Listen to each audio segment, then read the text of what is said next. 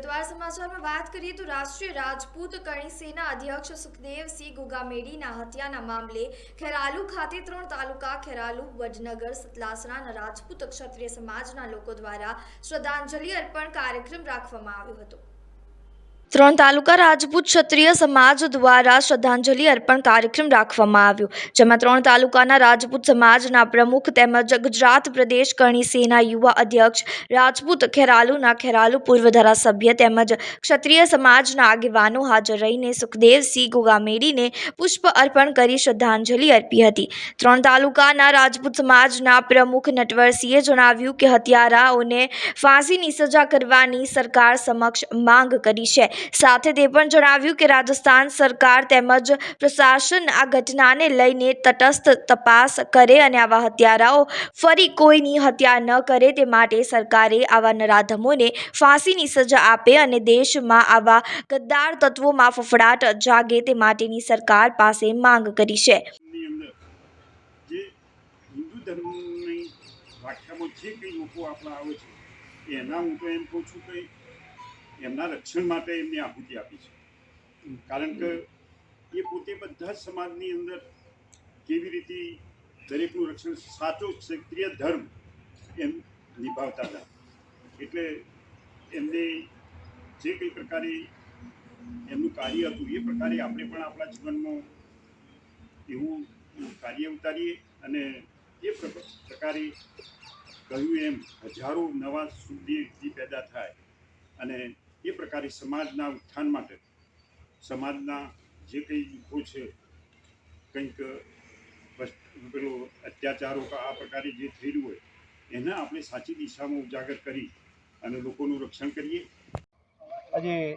સુખદેવસિંહ ગુગામેડીની જે ધોળા દિવસે ઘરમાં ઘૂસીને હત્યા કરી નાખી, પ્રશાસનને પણ વારંવાર એમને જાણ કરી હતી, એટીએસને કરી હતી, રાજસ્થાન સરકારને પણ કરી હતી, છતાં કોઈ પગલો ન ભરવામાં આવ્યો। તો આજે કરણી સેનાના અધ્યક્ષ તરીકે તમે શું કહેશો? કરણી સેનાના અધ્યક્ષ તરીકે મારે તો એટલું જ કહેવાનું છે કે આજથી 10 મહિના પહેલાં પણ પંજાબ પોલીસે રાજસ્થાન પોલીસને જાણ કરી હતી। સુખદેવ દાદાએ પોતે પણ એમને 10 વાર લેખિતમાં અરજીઓ કરી છે, પ્રશાસનને કરી છે, પોલીસ તંત્રને કરી છે, પણ કંઈ એમને સિક્યુરિટી કંઈ એવું મળ્યું નહોતું। તો અમે તો અત્યારે હાલ રાજસ્થાન પ્રશાસન, રાજસ્થાન પોલીસને એવી અરજી કરીએ છીએ કરણી સેના તરફથી કે કંઈ નહીં તો બીજું જે 7 આરોપીને અંદર પૂર્યા છે તો એમની જે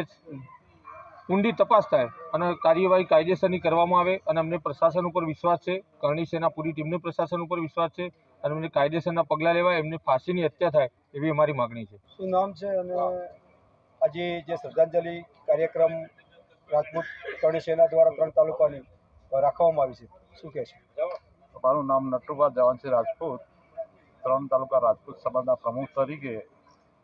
અમારા રાષ્ટ્રીય અધ્યક્ષ સુખદેવસિંહ ગુગામેડીની જે નિર્મળ અને ઘાતકી હત્યા કરવામાં આવી છે એ બદલ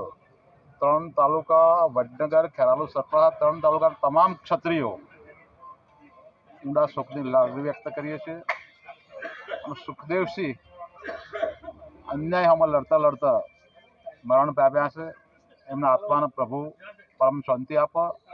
અને પ્રશાસન આ બાબતમાં છેક મૂળ સુધી જઈ અને આની તપાસ કરે કે ભાઈ હત્યાનું કાવતરું એનો મોટિવ, એનો હેતુ શું છે અને હેતુ બહાર પાડે કે ભાઈ આ સુખદેવસિંહની હત્યા કરવામાં ખરેખર મૂળભૂત કારણ રાજકારણ છે, સમાજકારણ છે, તમામ દેશના ક્ષત્રિયોને દબાવવાનું કારણ છે કે ક્ષત્રિયોને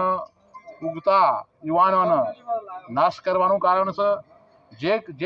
કંઈક સબળ કારણ હોય એ સબળ કારણ પ્રશાસન, સરકાર બહાર લાવે અને જો આ કરવામાં સરકાર નિષ્ફળ જશે તો ક્ષત્રિયોએ ભૂતકાળની અંદર હથિયારો ઉપાડ્યા હતા એમ વર્તમાનમાં પણ અમે હથિયારો ઉપાડતા અચકાઈશું નહીં, જીવશું ત્યાં સુધી અન્યાય સામે અમે લડીશું।